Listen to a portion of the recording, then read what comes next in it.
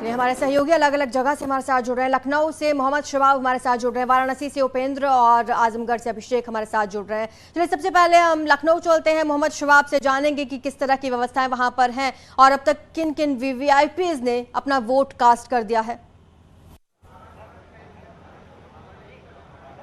बिल्कुल, देखिए मतदान की जो प्रक्रिया है वो चल रही है। अब तक लखनऊ के जिस बूथ पर मैं हूँ यहाँ पर तकरीबन 50 लोगों ने अपना वोट डाल दिया है। 125 वोट यहाँ पर हैं इस बूथ पर।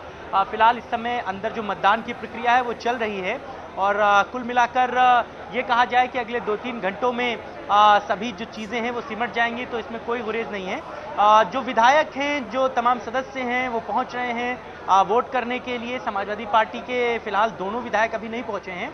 भारतीय जनता पार्टी के 4 विधायक अपना वोट डाल चुके हैं।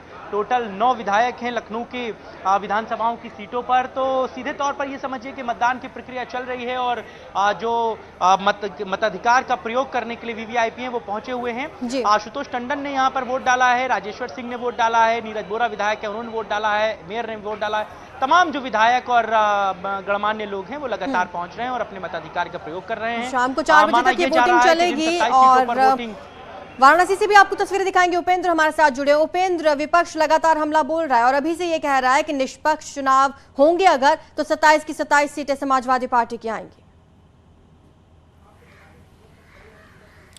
बिल्कुल, देखिए विपक्ष लगातार आरोप लगा रहा है और अभी कुछ देर पहले जिला पंचायत के इस बूथ पर वोट करने पहुंचे मंत्री रविंद्र जायसवाल से जब हम लोगों ने सवाल किया तो न्यूज़ 18 से एक्सक्लूसिव बातचीत में उन्होंने कहा कि विपक्ष का काम ही आरोप लगाना है, हम 2/3 से ज़्यादा सीटें जीत रहे हैं। बात अब तक की वोटिंग उसको कर ले तो मंत्री रविंद्र जायसवाल ने डाल लिया है, इसके अलावा तमाम वीवीआईपीज ने अलग अलग जो उनके बूथ है वहाँ पर वोट डाला है। मैं इस वक्त जिला पंचायत में हूँ जहाँ पर 44 वोट है, जिसमें से लगातार देखिए जिला पंचायत सदस्य जा रहे हैं। कुछ देर पहले मंत्री रविंद्र जायसवाल ने डाला। इसी तरीके नगर निगम में भी वीवीआईपी का वोट डालना जारी है। तो जिस तरीके से वाराणसी पर सबकी निगाहें हैं, क्योंकि वाराणसी से ब्रजेश सिंह की पत्नी अन्नपूर्णा सिंह मैदान में है, तो भाजपा ने भी इस बार जो है अपना प्रत्याशी उतारा है, डॉक्टर सुदामा पटेल को प्रत्याशी बनाया है।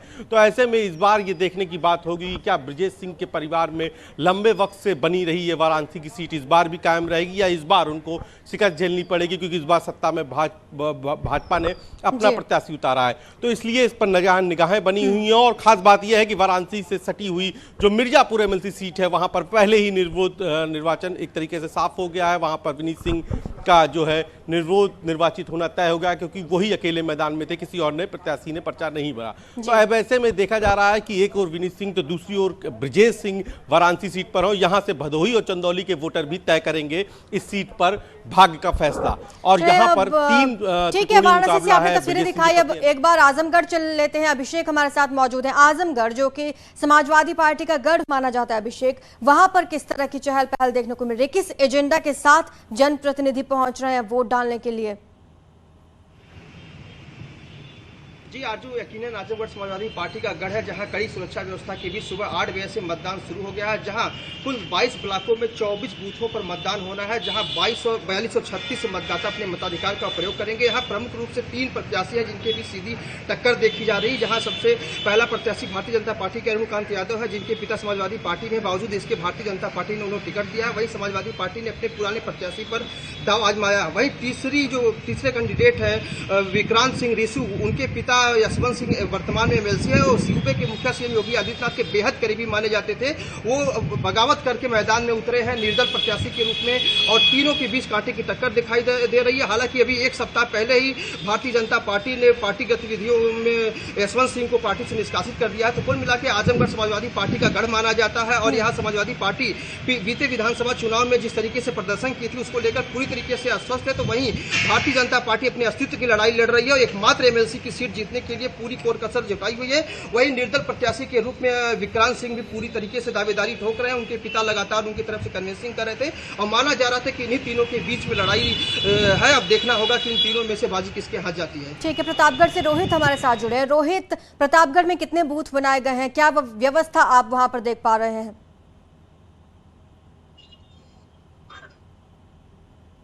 जी अगर बात की जाए मंत्री चुनाव की तो 2 घंटे जो है हो चुके हैं। यहाँ पे जो है वो सुचारू रूप से चल रहे हैं। अगर हम पूरे जिले की बात करें तो पूरे जिले में जो है 18 मतदान केंद्र बनाए गए हैं। 17 ब्लॉकों में जो है वोटिंग की व्यवस्थाएं जो है की गई हैं और एक जिला पंचायत परिषद में भी वोटिंग की वोट देने की व्यवस्था की गई। हम इस समय मौजूद है जिला पंचायत में और ये वीवीआईपी क्षेत्र में भी आता है, जहाँ पे तमाम सारे जो वीवीआईपी नेता हैं वो यहाँ पे वोट कास्ट करने के लिए आते हैं। अभी कुछ ही देर पहले जो है जो सदर के विधायक थे राजेंद्र मौर्य वो यहाँ पे पहुंचे थे और उन्होंने अपना वोट कास्ट किया। वहीं प्रतापगढ़ सांसद का भी जो है इंतजार किया जा रहा है। बताया ये जा रहा है कि कुछ ही देर में जो है यहाँ पे पहुंचेंगे और अपने मताधिकार का प्रयोग करेंगे। अगर बात की जाए यहाँ वोटरों की तो यहाँ पर 2815 जो है मतदाता है जो कि अपने मताधिकार का प्रयोग करेंगे और सुरक्षा व्यवस्था की जो है चाक चौबंद जो है यहाँ पे व्यवस्थाएं की गई हैं। ये राजा भैया के गढ़ के तौर पे माना जाता था और उनके ही करीबी जो है यहाँ 4 बार से एमएलसी रहे हैं। लेकिन अगर इस बार की बात की जाए तो भाजपा भी यहाँ पर जो है चुनाव इस बार जो है दमदारी से लड़ा रही है और माना ये जा रहा है कि जनसत्ता और भाजपा के बीच जो है कांटे की टक्कर है। चलिए, इटावा से शंकर आनंद हमारे साथ जुड़ चुके हैं। शंकर, जो जनप्रतिनिधि वहां पर पहुंच रहे हैं उनसे आपने बातचीत की होगी, किस तरह के बयान और दावे सामने आ रहे हैं?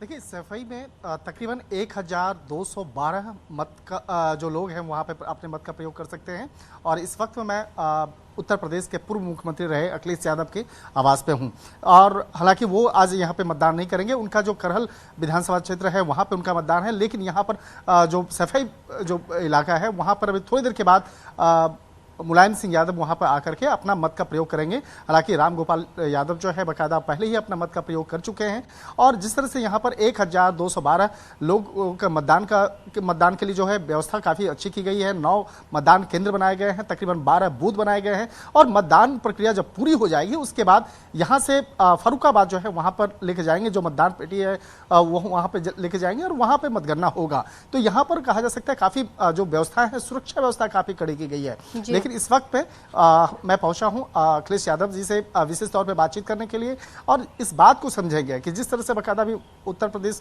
में विधानसभा चुनाव हुआ, उसके बाद जिस तरह से अब विधान परिषद का चुनाव हो रहा है उसको किस तरह से बाकायदा देखते हैं, किस लिहाज से देखते हैं, निश्चित तौर पर उनसे भी जानने की कोशिश की जाएगी। लेकिन अगर सफाई की बात करें तो सफाई निश्चित तौर पर उत्तर प्रदेश में काफ़ी महत्वपूर्ण ये स्थान रखता है और अगर सफाई की बात करें तो सफाई में अगर आए और यहाँ पर मुलायम सिंह यादव या अखिलेश यादव या रामगोपाल यादव की चर्चा ना करें तो वो इस बात को समझने के लिए बाकायदा यहाँ पे पहुंचे हैं। तो यहाँ पे देखना लाजमी होगा कि जिस तरह से देखा जाए कि बहुत ज़्यादा हम मतदान के लिए यहाँ पे व्यवस्था नहीं है, लेकिन जो 1222 जो लोग हैं उसका मत काफ़ी महत्वपूर्ण रखता है और उसके लिए उसका जो परिणाम आएगा वो भी परिणाम इस काफी महत्वपूर्ण माना जाएगा। यानी कि शंकर, तमाम सुरक्षा व्यवस्थाएं भी वहां पुख्ता की गई हैं और अच्छी तरह से व्यवस्था की गई है बूथों पर। शुक्रिया आपका। तो वहीं आपको बता दें कि गोरखपुर के सांसद रवि किशन ने एमएलसी चुनाव में बीजेपी की जीत का दावा किया है। आपको